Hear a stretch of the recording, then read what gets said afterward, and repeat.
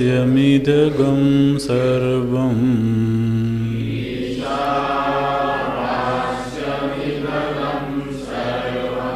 यत्किञ्च जगत्यां जगत्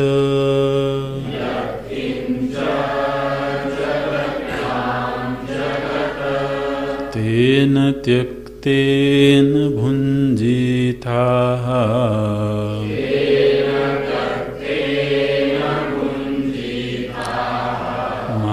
वृधः कस्य स्विद्धनम्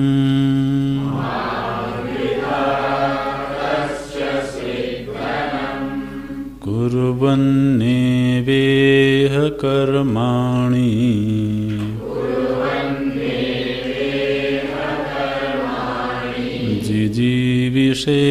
जिजीविषेच्छतगं समाः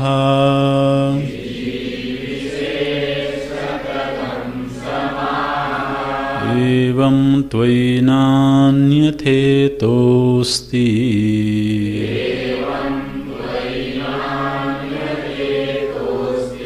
न कर्मा लिप्यते नरे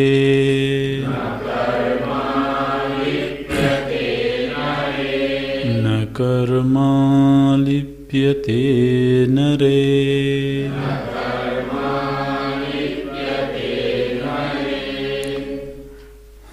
एवं आत्मविदः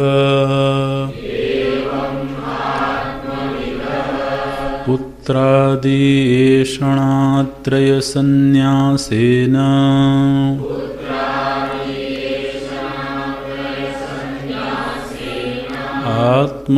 आत्मज्ञाननिष्ठतया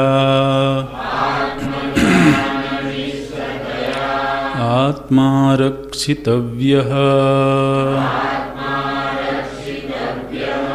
इत्येष वेदार्थः अथ इतरस्य अनात्मज्ञतया आत्मग्रहणाय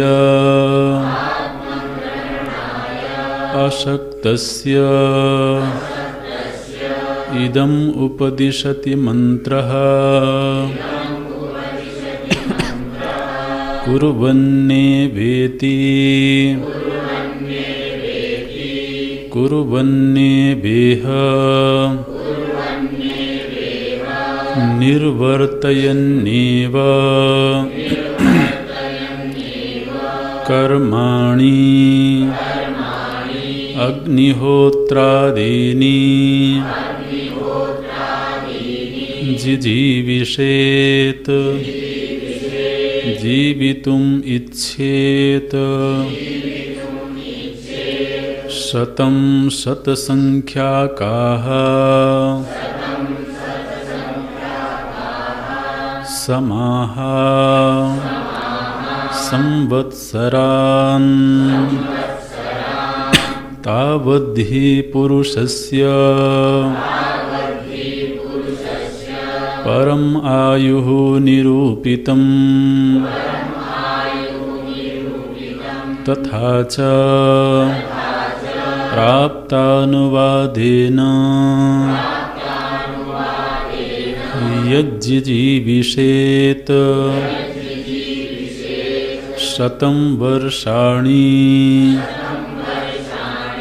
तत्कुर्वन्नेव कर्माणि इत्येतद्विधीयते एवं प्रकारेण त्वयि जिजीविषति नरे नरमात्राभिमानिनी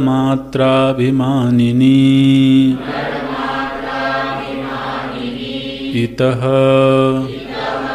एतस्मादग्निहोत्रादीनि कर्माणि कुर्वतः वर्तमानात् प्रकारात् अन्यथा प्रकारान्तरम् नास्ति येन प्रकारेण अशुभं कर्म न लिप्यते कर्मणा न लिप्यत इत्यर्थः अतः शास्त्रविहितानि कर्माणि अग्निहोत्रादीनि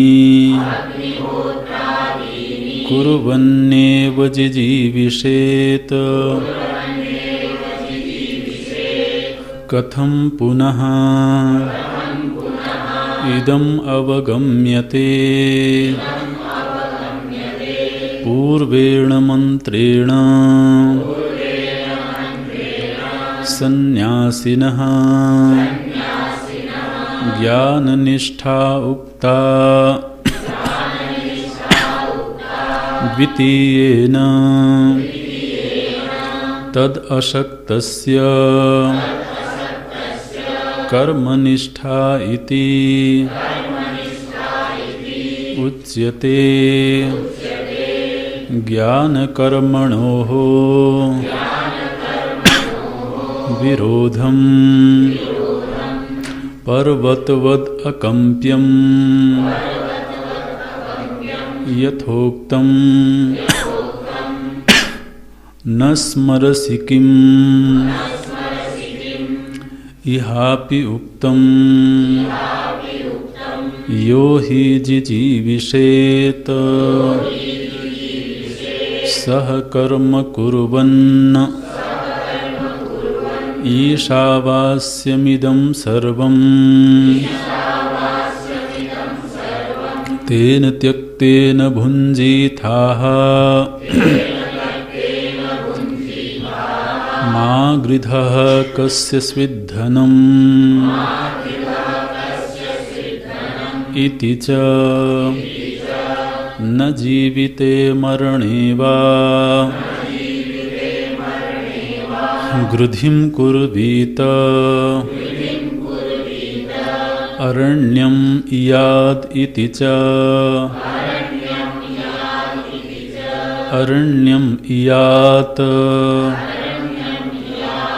इति च पदम् ततो नः पुनः इयादिति ततो न पुनरियादिति सन्न्यासशासनात् उभयोः फलभेदं च वक्ष्यति।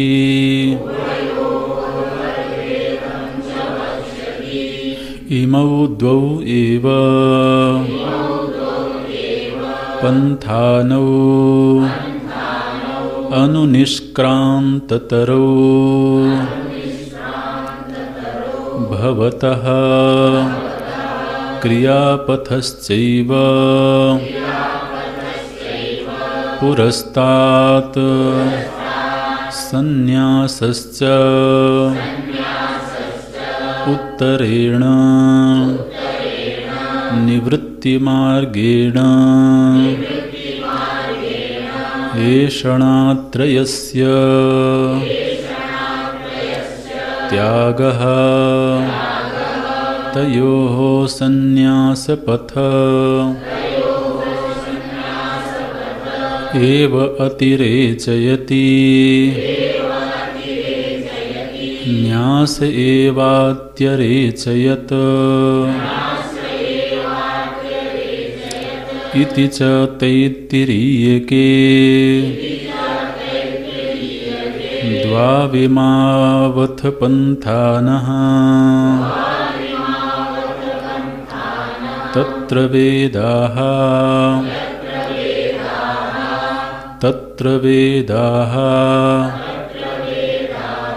प्रतिष्ठिताः प्रवृत्तिलक्षणो धर्मः निवृत्तिश्च विभावितः इत्यादि पुत्राय विचार्य निश्चितम् उक्तम् व्यासेन वेदाचार्येण भगवता विभागं च अनयोः दर्शयिष्यामः विभागं च अनयोः दर्शयिष्यामः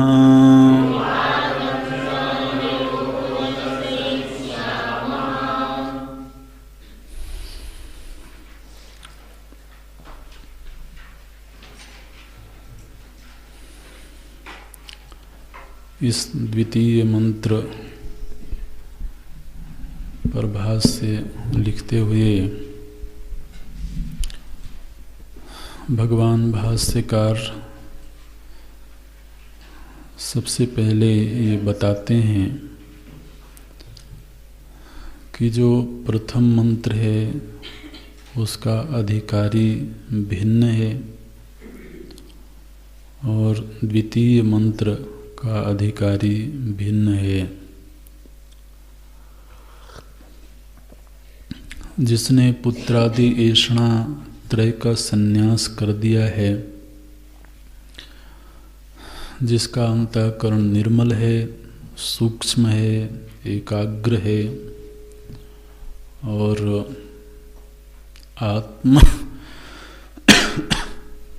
आत्मज्ञान को धारण करने में समर्थ है, ऐसे सुयोग्य अधिकारी के लिए श्रुति माता का प्रथम उपदेश है। इको हो रहा है। और जो द्वितीय मंत्र है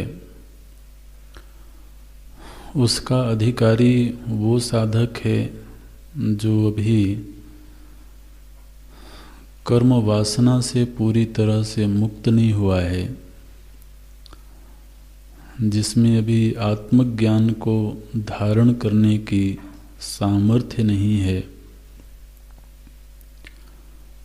संभव है श्रवण काल में ज्ञान की उपलब्धि होवे, श्रवण काल में ज्ञान को धारण कर सके,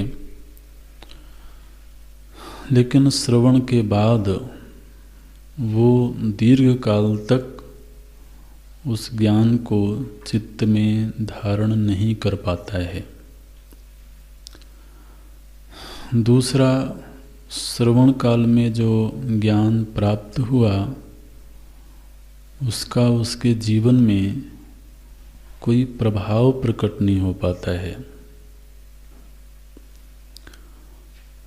तो श्रवण काल में कदाचित प्रमा बन भी जाए, लेकिन जैसे ही श्रवण काल पूरा हुआ चित्त पुनः बहिर्मुखी हो जाता है,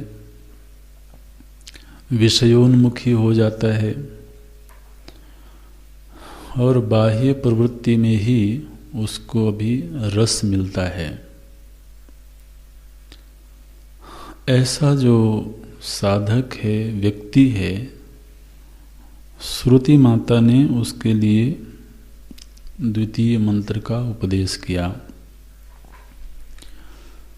मैंने कदाचित किसी को ऐसा लगे कि बात तो समझ में आती है, कोई अन्यथा नहीं मालूम पड़ता है, बावजूद इसके अभी मेरे अंदर वो प्रभाव नहीं प्रकट हो रहा है, उस ज्ञान को दीर्घ काल तक मैं धारण नहीं कर पाता हूँ। तो क्या मेरे लिए इस स्थिति से बाहर निकलने का कोई मार्ग है? श्रुति ने कहा अवश्यमेव मार्ग है, वो है कर्म योग का मार्ग। श्रवण भी होता रहे और साथ में कर्म योग का आश्रय लेकर धीरे धीरे जैसे ही सत्कर्म होगा, सेवा होगी, वैसे वैसे अंतःकरण शुद्ध होता जाएगा और वह इस ज्ञान को धारण करने के योग्य हो जाएगा। तो बड़ी ईमानदारी के साथ में साधक को अपनी स्थिति को स्वीकार करना चाहिए और हम जहाँ हैं उसी जगह से हमें सहारा मिलता है आगे उठने के लिए। कोई व्यक्ति यदि धरती पर गिर जाए तो वो उससे उठने के लिए धरती का ही सहारा लेता है। तो इस तरह से हर व्यक्ति को, हर साधक को अपनी वस्तु स्थिति का भान होना चाहिए और हमारी जो भी वस्तु स्थिति है, जो भी धरातल है, उससे आगे बढ़ने का साधन क्या हो सकता है, ये निर्णय कर लेना चाहिए शास्त्र और गुरु का सहारा लेकर के। तो भगवान भाष्यकार ने दोनों ही मंत्रों के अलग अलग अधिकारियों का निरूपण किया। अब वो पदशः भाष्य लिखते हैं। हम लोग भाष्य में प्रवेश करते हैं। इससे पहले कि हम शब्दशः विवरण देखें, भाष्य की जो चाल है, भाष्य किस तरह से भाष्यकार लिखते हैं, वो हम लोगों को समझना चाहिए। भाष्य में दो तीन बातें होती हैं। एक तो अगर पूर्व में कोई मंत्र आया है तो सर्वप्रथम वो पूर्व मंत्र और आगामी मंत्र, इन दोनों मंत्र के मध्य में जो संबंध है, पहले भाष्य में वो संबंध की चर्चा करते हैं। क्योंकि हर मंत्र क्रम से आ रहा है, तो श्रुति के विचारों में एक क्रम है, तो मंत्र पूरी तरह से स्वतंत्र नहीं है, बल्कि वो एक दूसरे से संबद्ध हैं। तो पूर्व मंत्र का आगामी मंत्र के साथ में क्या संबंध है, सबसे पहले भगवान भाष्यकार ये बताते हैं। फिर जिस मंत्र की व्याख्या करना है, उस मंत्र के एक एक पद का अर्थ बताते हैं। उसको बोलते हैं पदार्थ। पद का अर्थ, पद तो अब आप समझते हैं, है ना, प्रत्येक शब्द का। तो श्रुति में आए हुए प्रत्येक शब्द का सुनिश्चित अर्थ क्या है, ये भगवान भाष्यकार बताते हैं। फिर जो तीसरा सोपान होता है भाष्य का, वो होता है पूरे मंत्र का वाक्यार्थ। पूरे मंत्र का अर्थ क्या है, वो एक या दो वाक्यों में बताते हैं। तो पहले संबंध भाष्य, फिर पदार्थ निरूपण, फिर वाक्यार्थ निरूपण। और वाक्यार्थ का निश्चय हो जाने के बाद अगर भगवान भाष्यकार को लगता है कि इस मंत्र में जो बात कही गई है उस पर कुछ और चिंतन करना चाहिए, कुछ और तर्कों के सहारे श्रुति के मंत्र, श्रुति के विचार की पुष्टि करनी चाहिए, तो फिर वो उसका आगे थोड़ा विवरण प्रस्तुत करते हैं। तो मुख्य रूप से भाष्य के 4 हिस्से होते हैं। अब ये हम विद्यार्थियों का दायित्व है कि हम इस क्रम से भाष्य का अवलोकन करें, अध्ययन करें। तो जैसे अभी अभी हम लोगों ने देखा, पूर्व मंत्र और आगामी मंत्र के मध्य में क्या संबंध है, वो भगवान भाष्यकार ने बताया। पूर्व मंत्र का संबंध योग्य अधिकारी से है, और ये जो प्रकृत मंत्र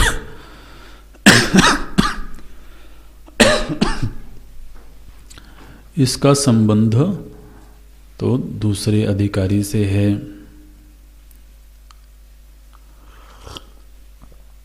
अब पदशः व्याख्या प्रस्तुत करते हैं। आप देखिए बड़ी ध्यान से। कुर्वन्नेवेह, ये श्रुति का शब्द है। कुर्वन्नेवेह, इसका अर्थ क्या है? भगवान बोलते हैं निर्वर्तयन्नेव। तो श्रुति के दिए हुए पद का भाष्य में क्या अर्थ है, वो हमें पद खोजना है, और उस पद का अर्थ जो भाष्यकार ने किया है वो अर्थ देखना है। श्रुति का शब्द है कुर्वन्नेवेह, इसका विच्छेद कर देंगे तो बनेगा कुर्वन्न एव इह। कुर्वन्न एव इह, इस मंत्र का अर्थ हम लोग पहले देख चुके हैं, अब भाष्य में देखते हैं। कुर्वन्न एव माने क्या? बोलते हैं निर्वर्तयन्नेव। तो बोले महाराज कुर्वन्नेव तो थोड़ा समझ में आ भी रहा था। उसका अर्थ किया गया निर्वर्तयन्नेव। तो पहले जो श्रुति का शब्द था वो तो फिर भी थोड़ा समझ में आ रहा था, और हम तो उम्मीद ये कर रहे थे कि भगवान भाष्यकार जो अर्थ बताएंगे वो उससे भी सरल होगा। असल में ये दिक्कत इसलिए होती है क्योंकि हम संस्कृत की और वेदांत की शब्दावली से बहुत परिचित नहीं हैं, लेकिन जैसे जैसे परिचय होगा वैसे वैसे भाषा सरल लगने लगेगी। कुर्वन्न एव माने करते हुए, और निर्वर्तयन्नेव। देखिए कभी कभी लोग बोलते हैं वर्तन करना, बोलते हैं ना, वर्तन करना माने व्यवहार करना। तो वर्तन करने में ही ये लग गया निर्वर्तयन्नेव, माने व्यवहार करते हुए। उसका सीधा अर्थ है कर्म करते हुए। कुर्वन् निर्वर्तयन्नेव, कर्म करते हुए। किम निर्वर्तयन्नेव, क्या करते हुए? तो श्रुति का शब्द है कर्माणि। भगवान भाष्यकार बोलते हैं कर्माणि अग्निहोत्रादीनि। कर्म करते हुए कौन से कर्म? तो बोलते हैं अग्निहोत्रादि। तो श्रुति माता ने जो कर्माणि शब्द बोला है उसका अर्थ होता है अग्निहोत्रादि कर्म। कुर्वन्नेव, अग्निहोत्रादि कर्म करते हुए। अच्छा, तो अग्निहोत्रादि कर्म करते हुए क्या करें? तो श्रुति ने कहा जिजीविषेत। जिजीविषेत का अर्थ क्या है? जीवितुम इच्छेत, जीने की इच्छा करनी चाहिए। अच्छा, श्रुति का शब्द है शतम। शतम का अर्थ क्या है? बोले शत संख्या का। ये जो शतम शब्द है ये 100 की संख्या बताने के लिए है। शतम समाह, समाह माने संवत्सरान। एक एक पद का अर्थ मिल रहा है। कुर्वन्नेव माने निर्वर्तयन्नेव, कर्माणि, कर्माणि का अर्थ कर देते हैं अग्निहोत्रादीनि। जिजीविषेत माने जीवितुम इच्छेत। शतम शत संख्या का, समाह संवत्सरान। तो अर्थ बना कि व्यक्ति को अग्निहोत्रादि कर्म करते हुए 100 वर्ष तक जीने की इच्छा करनी चाहिए। अच्छा, श्रुति माता ने 100 वर्ष क्यों बोला? 1000 वर्ष बोलती। जीने की इच्छा करना है तो 1000 वर्ष तक जीने की इच्छा करो, या 40 वर्ष बोलती, 50 वर्ष बोलती, 100 वर्ष क्यों बोला श्रुति ने? तो भगवान भाष्यकार बोलते हैं, तावद ही पुरुषस्य परम आयु निरूपितम, क्योंकि पुरुष की, मनुष्य की इतनी ही परम आयु निर्धारित की गई है। परम आयु का अर्थ औसत आयु नहीं करना। परम आयु माने अधिकतम आयु, ठीक है ना, मैक्सिमम। तो इस दुनिया में जितने भी प्राणी हैं सबकी अधिकतम आयु निर्धारित है प्रकृति के द्वारा। किसी की आयु 40 वर्ष की है, किसी की 50 वर्ष की है, किसी की 200 वर्ष की भी होगी। जैसे वृक्षादि हैं तो वृक्षादि में कुछ वृक्ष ऐसे हैं जो महाराज 500-500 वर्ष तक जीवित रहते हैं। पशु पक्षियों में किसी की आयु 100 वर्ष है, किसी की ऐसे भी कीड़े मकोड़े हैं जिनकी आयु 1 दिन की है। तो हर योनि की एक आयु सुनिश्चित है, निर्धारित है। तो इसलिए श्रुति माता ने कहा सतम समाहा, 100 वर्ष तक, क्योंकि यही मनुष्य की परम आयु है। तो आप देखिए, जब कोई इस आयु के करीब पहुंच करके शरीर पूरा करता है तो लोग कहते हैं ठीक है।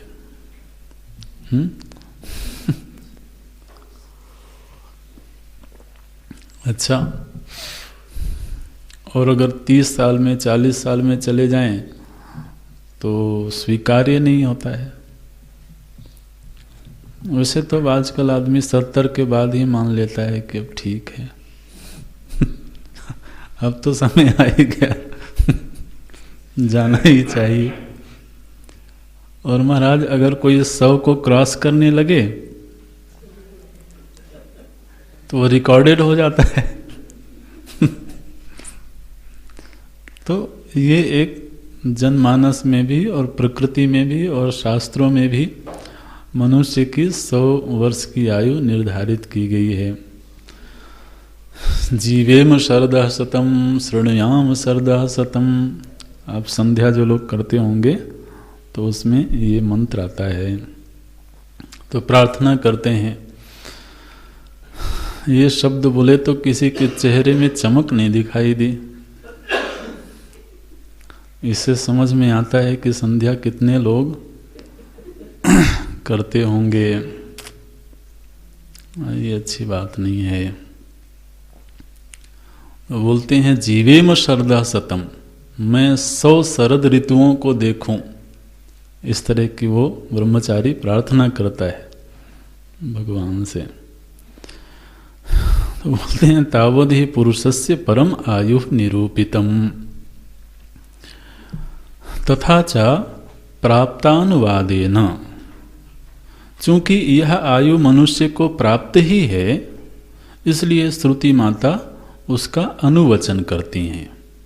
श्रुति माता अपनी तरफ से नहीं कह रही हैं कि तुम 100 वर्ष तक जीने की इच्छा करो, बल्कि 100 वर्ष की आयु मनुष्य को नैसर्गिक रूप से प्राप्त है, इसलिए प्राप्त अनुवादेन, जो मनुष्य को प्राप्त ही है उसी का अनुवचन करती हैं। और 100 वर्ष की जो आयु प्राप्त है उसको पूरी जीने की इच्छा करो। श्रुति माता का केवल इतना कहना है कि उसमें जो भी आयु प्रकृति के द्वारा प्राप्त है या प्रारब्ध के द्वारा प्राप्त है, उस पूरी आयु को जीने की इच्छा रखनी चाहिए। बीच में जीवन समाप्त करने का कोई ख्याल, कोई संकल्प नहीं करना चाहिए। यज्जीविषेत शतम वर्षाणि, जितना भी जीना है 100 वर्ष तक, तो कैसे जिए? बोले तत् कुर्वन्नेव कर्माणि, उस पूरे 100 वर्ष में कर्म करते हुए ही जीने की इच्छा करनी चाहिए। इति एतद विधीयते, ऐसा श्रुति माता कहना चाहती हैं। अच्छा, फिर श्रुति की अगली पंक्ति में पहला पद है एवं। एवं माने क्या बोलते हैं? एवं प्रकारेण, इस प्रकार से, जिस प्रकार से अभी अभी हमने बताया है, इसी प्रकार से त्वयि, ये त्वयि शब्द श्रुति का है। त्वयि एक तरीके से संबोधन है, किसके लिए? बोले जिजीविषति, जो जीने की इच्छा रखता है।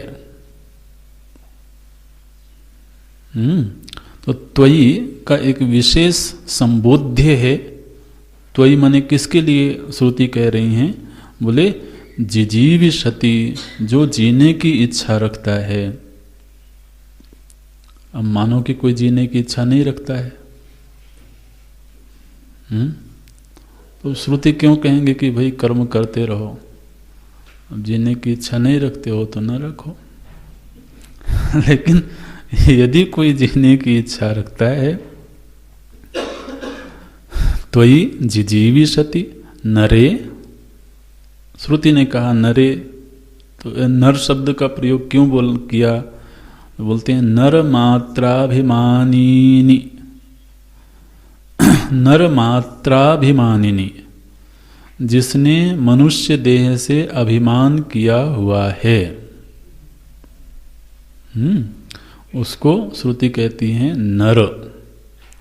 नर माने स्त्री पुरुष विभाग नहीं करना, मनुष्य मात्र।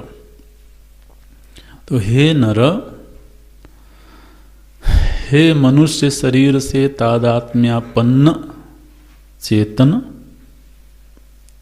हे मनुष्य शरीर से प्रेम करने वाले, अतिशय प्रेम करने वाले, और उसी को अपनी पहचान बताने वाले। हम सभी के चित्त में हमारी पहचान बिल्कुल सवार रहती है, ठीक है ना? ऐसी सवार रहती है महाराज कि अगर कोई उस पहचान से इधर उधर हमारा आकलन करे तो तकलीफ हो जाती है।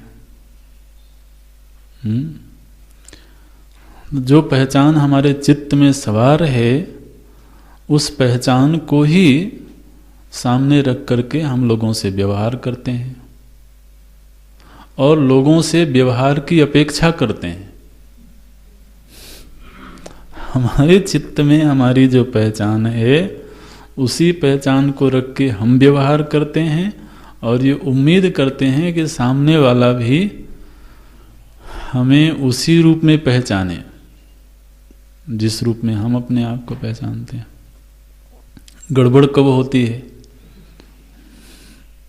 जब हमारे चित्त में हमारी आइडेंटिटी तो कुछ और है और सामने वाले ने कुछ और मान लिया।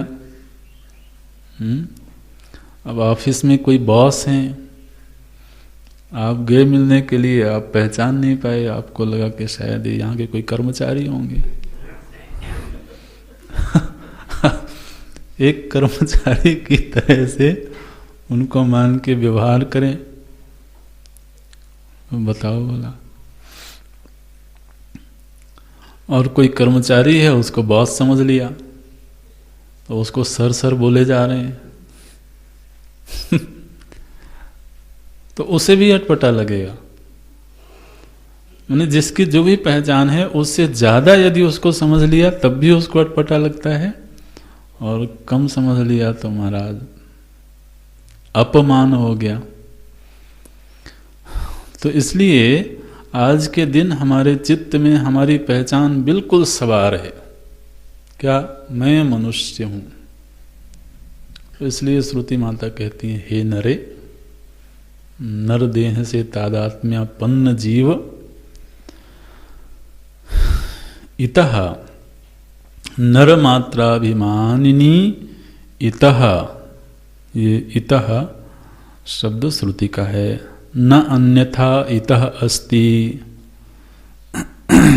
ये श्रुति में आया है ना, एवं त्वयि न अन्यथा इतः अस्ति। तो इतः माने क्या? बोलते हैं एतस्माद् अग्निहोत्रादीनि कर्माणि कुर्वतः। जिस प्रकार से बताया गया है ऐसे ही अग्निहोत्रादि कर्म करते हुए वर्तमानात् प्रकारात्, वर्तमान में हमारे लिए केवल अग्निहोत्र कर्म का ही विधान है। इसलिए इस विधान के अतिरिक्त अन्यथा प्रकारांतरम नास्ति। माने श्रुति में ने जो विधान किया कि अग्निहोत्रादि कर्म करते हुए ही जीने की इच्छा करनी चाहिए, इससे प्रकारांतर माने इससे भिन्न, प्रकारांतर माने इसके अलावा और कोई जो उपाय हो सकता है, श्रुति ने कहा और कोई उपाय नहीं है। वर्तमानात् प्रकारात्, वर्तमान में जो उपाय हमको बताया गया, क्या उपाय बताया गया? अग्निहोत्रादि कर्माणि कुर्वतः। ये वर्तमान में हमारे जीवन के उत्थान का उपाय बताया गया है श्रुति के द्वारा। इतः माने इससे अन्यथा प्रकारांतरम नास्ति,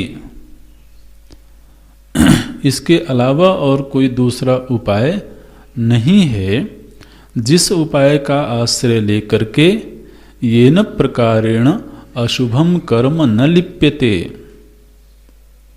माने इस वर्तमान में बताए हुए प्रकार के अलावा अन्य कोई दूसरा प्रकार नहीं है जिसका आश्रय लेकर के व्यक्ति अशुभ कर्म से मुक्त हो सके, है ना। तो श्रुति ने केवल कर्म शब्द बोला था, न कर्म लिप्यते। भगवान भाष्यकार ने कहा कर्म का अर्थ है अशुभ कर्म। तो अशुभ शब्द भाष्यकार का है। अशुभम कर्म न लिप्यते, कर्मणा न लिप्यते इत्यर्थः। कर्म के द्वारा लेप नहीं होवे ऐसा और कोई प्रकार नहीं है सिवाय अग्निहोत्रादि कर्मों का अनुष्ठान करने के। तो यहाँ तक पदशः व्याख्या होगी महाराज, एक एक पद की व्याख्या होगी।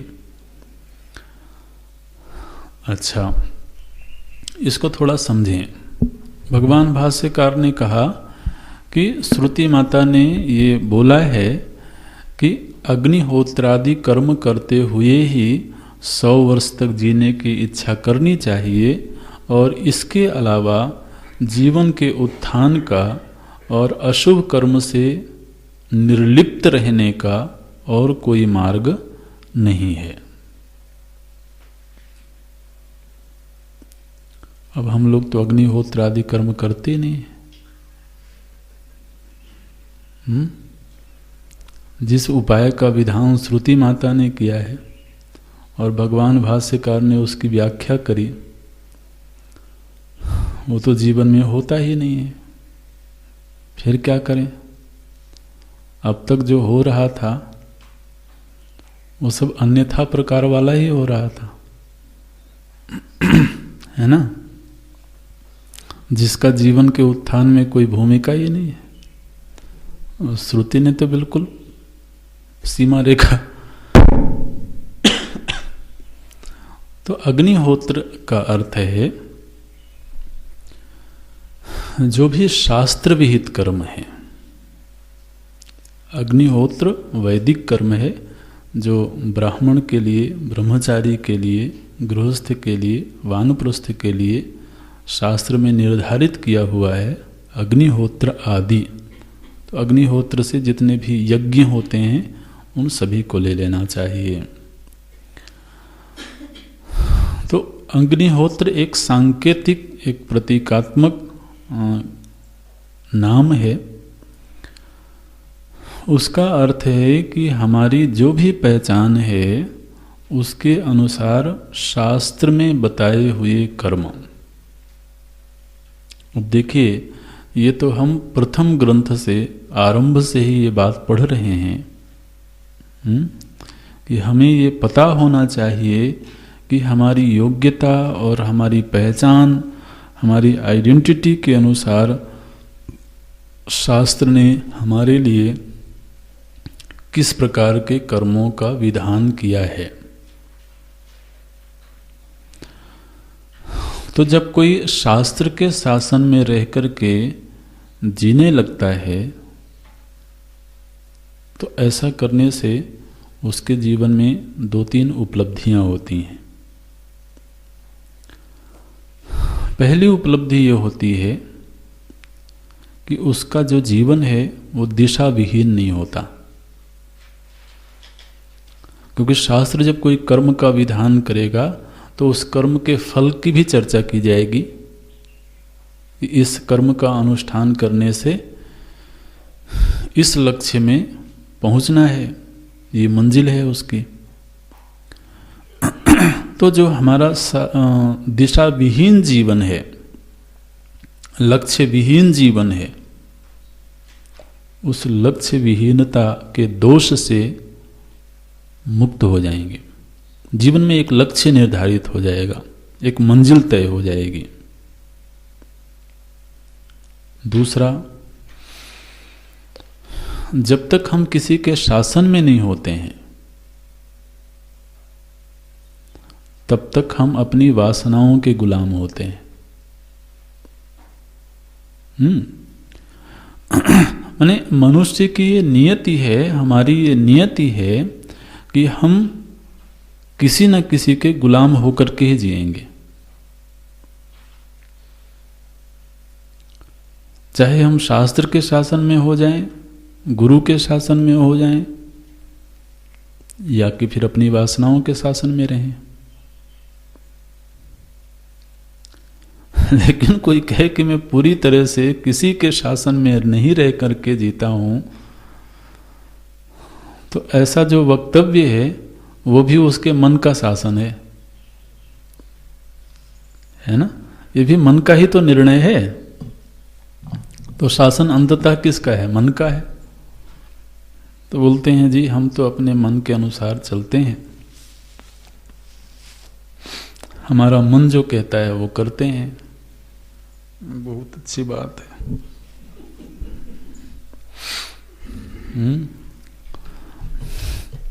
हमारे मन को ये चीज अच्छी लगती है इसलिए करते हैं।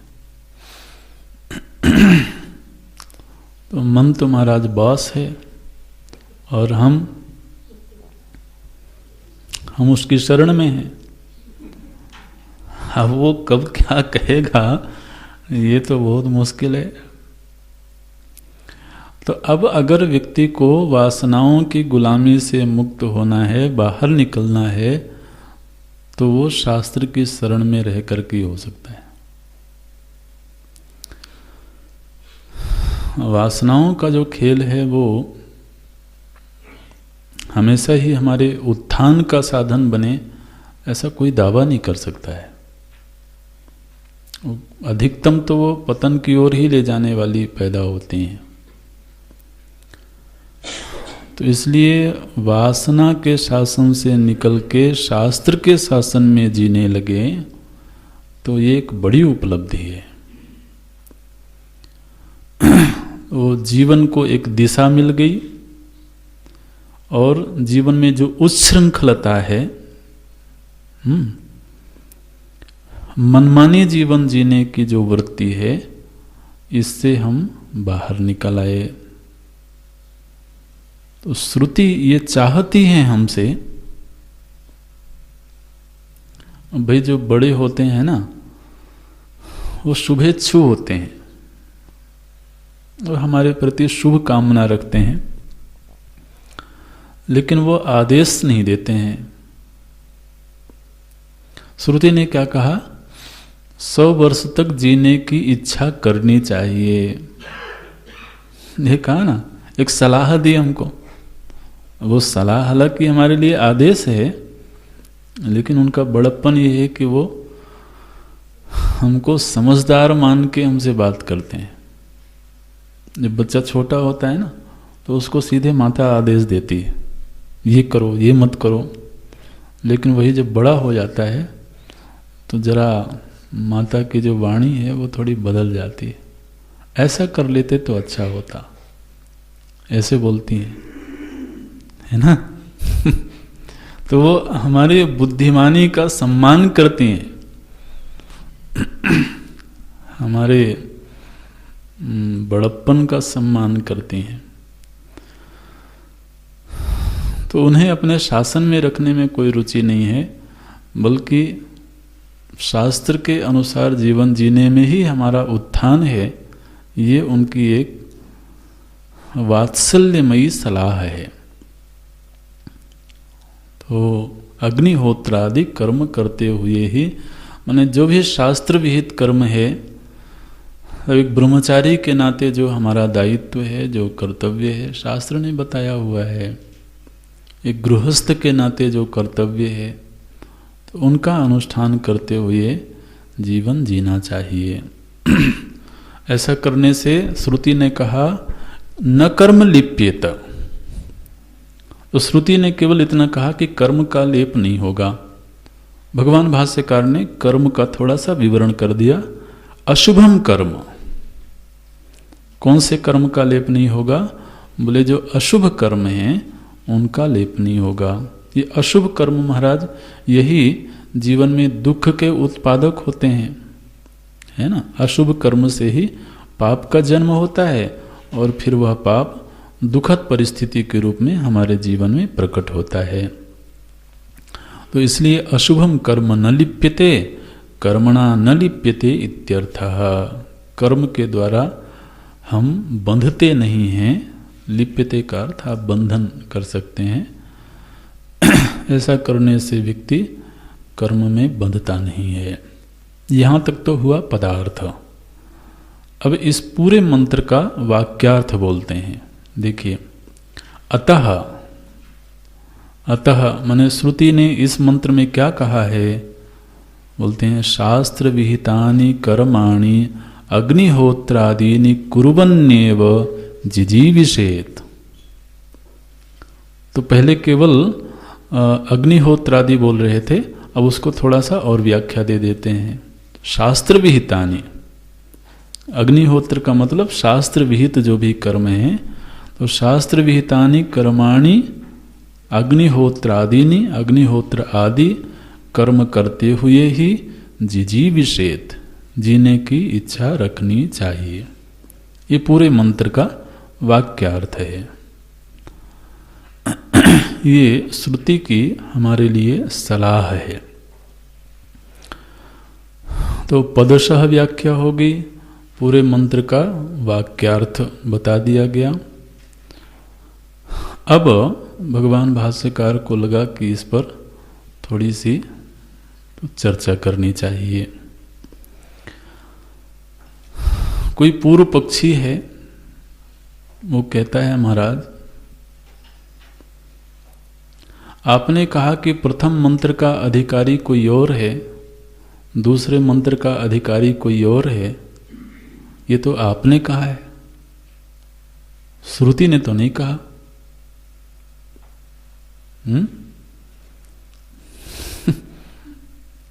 और श्रुति तो पूरे मानव जाति को उपदेश कर रही है। उन्होंने तो कहीं अधिकारी का विभाग नहीं किया कि हम जो प्रथम मंत्र बोल रहे हैं वो इस व्यक्ति के लिए बोल रहे हैं, द्वितीय मंत्र इस व्यक्ति के लिए बोल रहे हैं। ऐसा कोई विभाग श्रुति ने नहीं किया, तो फिर आप क्यों कर रहे हो? माने जिसके लिए ज्ञान का विधान किया गया है उसी के लिए कर्म का विधान किया गया है। मानो कि कोई पूर्व पक्ष वाला ऐसा कहना चाहता है। तो भगवान भाष्यकार ने संबंध भाष्य में जो बात कही थी, अब उस बात का पोषण करने के लिए कि हमने ये विभाग क्यों किया है, तो आगे कुछ तर्क देते हैं। देखिए, पहले प्रश्न उठाते हैं, कथम पुनः इदम अवगम्यते। कोई पूर्व पक्षी है, वो कहता है महाराज आपके द्वारा किए हुए इस विभाग को हम कैसे समझें? इदम माने जो विभाग आपने किया है, कथम अवगम्यते, हम इसको कैसे समझें? अच्छा, तुमको याद है कि हमने क्या विभाग किया था? बोले हाँ हाँ बिल्कुल याद है। अच्छा बताओ क्या विभाग किया था हमने? बोलते हैं आपने ये विभाग किया था कि पूर्वेण मंत्रेण सन्यासिना ज्ञान निष्ठा उक्ता। जो पूर्व का मंत्र था, प्रथम मंत्र था, वो सन्यासी के लिए, जो ज्ञान के लिए, ज्ञान में निष्ठ होने के लिए समर्थ है, उसके लिए मंत्र बोला गया था प्रथम। और द्वितीय न, जो दूसरा मंत्र था, वो तद अशक्तस्य, जो अभी सन्यास धारण करने में असमर्थ है, उसके लिए कर्मनिष्ठा उक्ता। तो सन्यासी के लिए ज्ञान निष्ठा की बात की गई है, और जो अभी विषयासक्त है उसके लिए कर्मनिष्ठा की बात की गई है। ऐसा आपने विभाग करके बताया। कथम पुनः इदम अवगम्यते, ये हम कैसे समझें? भगवान भाष्यकार बोलते हैं उच्यते, मैं बताता हूँ। तो ये भाष्य की चाल है, भाष्य की शैली है। पूर्व पक्षी की तरफ से वो स्वयं प्रश्न उठाते हैं, है ना। महाराज हम लोग तो सब सिद्ध लोग हैं, कोई प्रश्न तो आता नहीं है।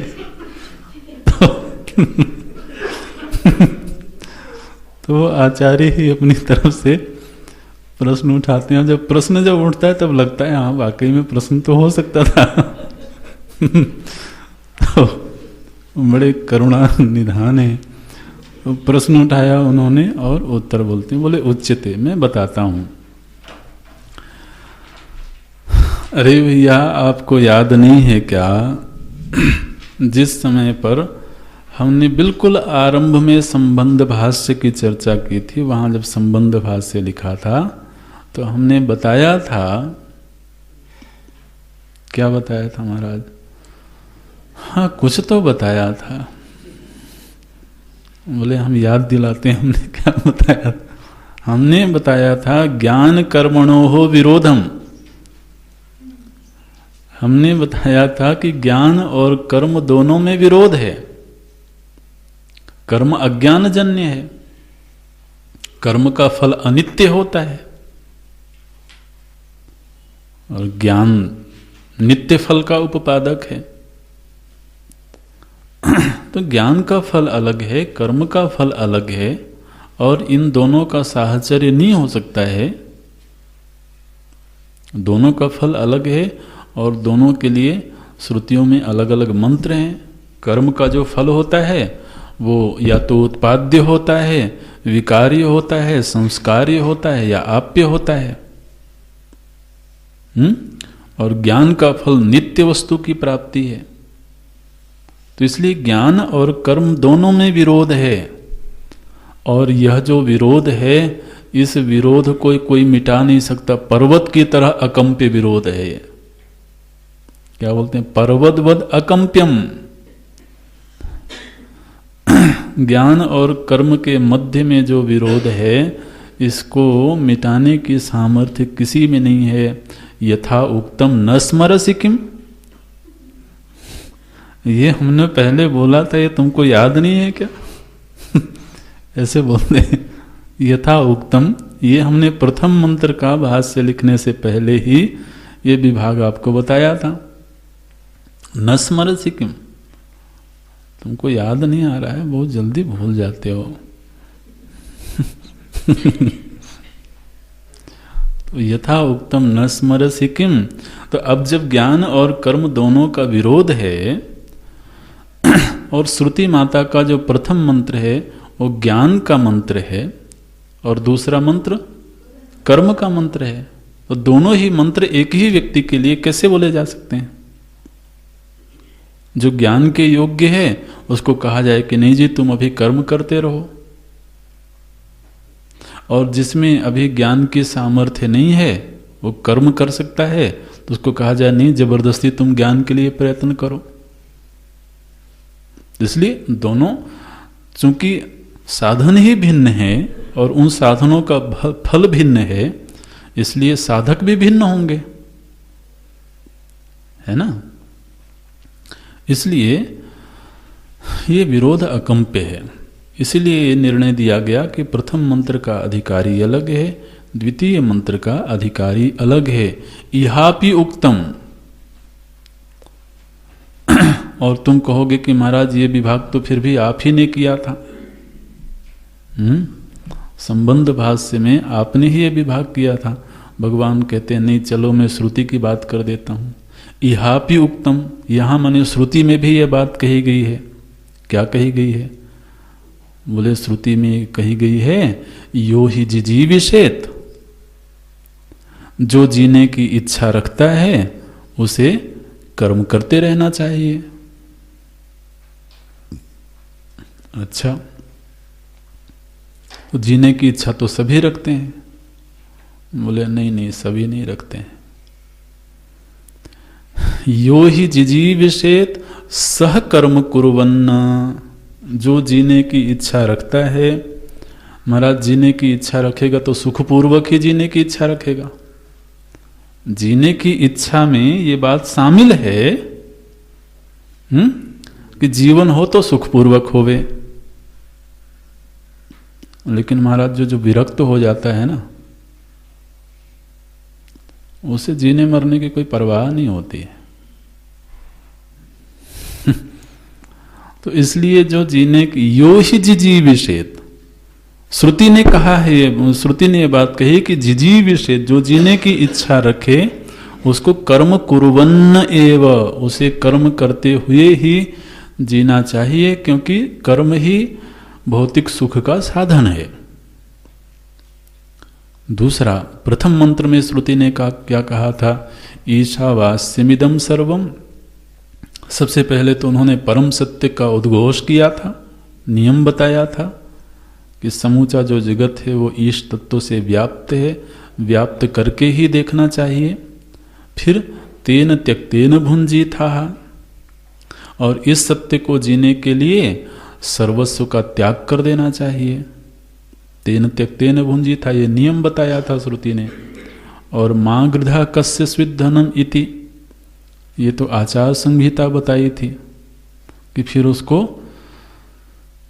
कर्मजन्य पदार्थों के प्रति लालच की वृत्ति नहीं रखनी चाहिए। तो प्रथम मंत्र में श्रुति ने कह दिया था कि संन्यास पूर्वक आत्मज्ञान का पालन करो, और द्वितीय मंत्र में कहा था कर्म करते हुए जीने की इच्छा करो। ठीक है, तो प्रथम मंत्र में ये बात कही गई कि त्याग पूर्वक, तो त्याग में केवल वस्तु का त्याग ही नहीं कहा गया है, कर्म त्याग भी कहा गया है। तो श्रुति पहले मंत्र में कर्म त्याग की बात करती हैं और द्वितीय मंत्र में कर्म करने की बात करती हैं। तो एक ही व्यक्ति के लिए दोनों बात कैसे कही जा सकती है? ये पंक्ति समझ में आ रही है ना? प्रथम मंत्र में श्रुति ने कहा था तेन त्यक्तेन भुंजी था, त्याग करके। अब भैया यदि कर्म करना है तो फिर त्याग कैसे हो सकता है? कर्म करने के लिए कर्म साधन चाहिए, कर्म सामग्री चाहिए, कर्म संपादन के लिए सहयोगी चाहिए, सगे संबंधी चाहिए। तो श्रुति ने प्रथम मंत्र में कह दिया था सर्वस्व त्याग पूर्वक ईशावास्यम की साधना करो। और फिर उसी व्यक्ति को कहें कि कर्म करते हुए जीवन जियो। तो एक ही व्यक्ति को ये दो बातें कही जा सकती हैं क्या? नहीं कही जा सकती। इसलिए इन दोनों ही मंत्रों के अधिकारी भिन्न भिन्न हैं। ये श्रुति के मंत्र से सिद्ध हो जाता है। अच्छा, बोले लाओ हम बताते हैं कि जो सन्यासी है उसके लिए श्रुति का क्या आदेश है और सन्यासी का स्वभाव कैसा होता है। उसको क्या कर्म करने का आदेश दिया जा सकता है? बोले नहीं। अरे महाराज, जो विरक्त हो जाता है वो तो न जीविते मरणे व गृधिम कुर्वीत, उसको जीने या मरने में कोई लालसा नहीं होती है। वो तो महाराज छलांग लगा देता है। अब आगे भविष्य जो भी होगा, हरी इच्छा।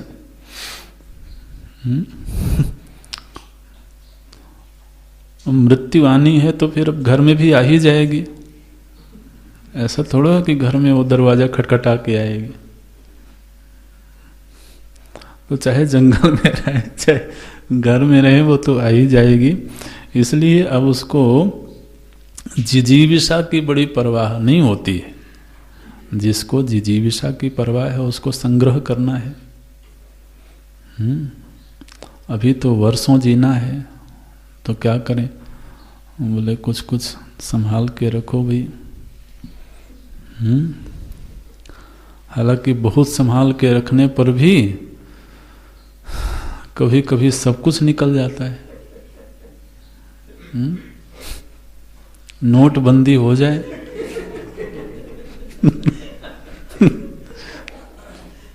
जिंदगी भर से संचित पता नहीं कहाँ कहाँ छिपा के रहे लेकिन फिर भी तो आदमी संग्रह करता है। संग्रह क्यों करता है? क्योंकि जिजीविषा है। ठीक है, तो जो जिजीविषा है यही व्यक्ति को संग्रह की ओर प्रवृत्त करती है, परिग्रह की ओर प्रवृत्त करती है। और महाराज जिसको जीने मरने की कोई परवाह नहीं है, वो बोले अब क्या करेंगे संग्रह करके, छोड़ो सब। प्रभु जी ने वादा किया है कि वो योगक्षेम को वहन करेंगे, तो उनकी भरोसे जिए। इसलिए भाई कर्म करना है तो संग्रह होगा तभी कर्म होगा ना। कर्म के लिए तो बहुत सारी चीजें चाहिए होती हैं। तो न जीविते मरणे व गृधिम कुर्वीता, उसे जीने मरने की कोई बहुत लालसा होती नहीं है। और उसके लिए फिर शास्त्र कह देते हैं, क्या कह देते हैं? बोले अरण्यम इयात। इयात माने गच्छेत। उसके लिए शास्त्र ने क्या कह दिया? बोले अब जब तुम्हें बहुत ज़्यादा जिजीविषा है नहीं, तो ऐसा करो कि फिर जंगल की ओर निकल चलो।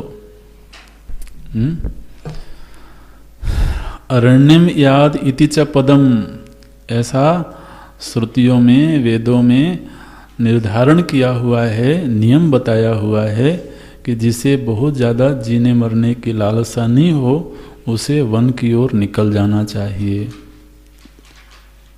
अच्छा, निकल तो गए, लेकिन श्रुति ने आगे ये भी कहा है, शास्त्र ने क्या? ततो न पुनः याद।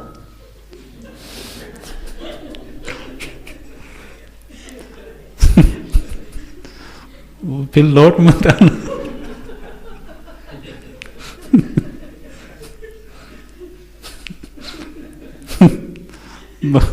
भगवान भाष्यकार बिल्कुल मौज ले रहे हैं।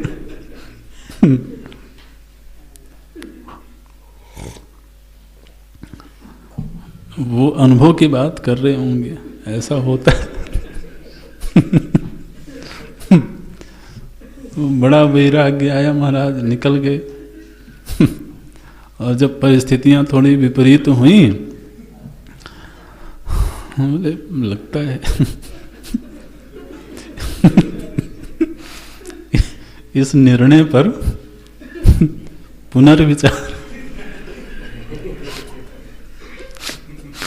पुनर्विचार करना चाहिए। बोले ना, जाने से पहले खूब विचार कर लो, लेकिन एक बार यदि निकल गए तो ये वन वे है। गए और पीछे ब्रिज तोड़ दिया गया। जिस ब्रिज को पार करके गए थे उसको तोड़ दिया गया। न पुनः याद इति संन्यास शासनात्, ऐसा ही सन्यास धर्म का अनुशासन है। सन्यास धर्म का यही नियम है कि एक बार परिव्राजक हो गए तो फिर उसे पुनः कर्म के मार्ग पर नहीं आना चाहिए। अब आप बताओ, श्रुति माता ने प्रथम ये आदेश दिया था, क्या आदेश दिया था? संन्यास पूर्वक जीवन जियो। और तेन त्यक्तेन भुंजी था, तो प्रथम तो उन्होंने त्याग का आदेश दिया, तो हमें सन्यासी बना दिया श्रुति ने एक तरह से। और फिर वही श्रुति आगे कहें कि नहीं चलो अब लौट करके कर्म करने जाओ, जाके नौकरी करो, व्यापार करो, तो क्या श्रुति ऐसा आदेश देंगी? क्योंकि ये तो सन्यास धर्म का विधान ही नहीं है। एक बार यदि सन्यास्त हो गया तो हो गया। इसलिए महाराज सन्यास्त जब होते हैं ना, तो शिखा सूत्र आदि भी तोड़ दिया जाता है, तो वैदिक कर्म का भी फिर अधिकार नहीं रह जाता उनको। अग्निहोत्र आदि कर्म भी नहीं कर सकते। तो अब एक बार शिखा सूत्र आदि तोड़ दिया गया, काट दिया गया, और फिर पुनः श्रुति कहे कि नहीं कर्म कुर्वन्नेव जिजीविषेत, तो ये उचित नहीं लगता है। इसलिए ये दोनों के अधिकारी भिन्न हैं। उभयोः फलभेदम च वक्ष्यति, और कर्मनिष्ठा और ज्ञान निष्ठा, इन दोनों का फल भी अलग अलग बताया गया है। इसलिए जीवन शैली भी दोनों की भिन्न है और उस साधन का फल भी दोनों का पृथक है। इसलिए ये विभाग तो करना बिल्कुल उचित है। और फिर आगे अपने वक्तव्य का पोषण करने के लिए कुछ शास्त्रों का उदाहरण देते हैं। अगली कक्षा में देखते हैं। ओम पूर्णमदः पूर्णमिदं पूर्णात् पूर्णमुदच्यते पूर्णस्य पूर्णमादाय पूर्णमेवावशिष्यते। ओम शांति शांति शांति। हरि ओम श्री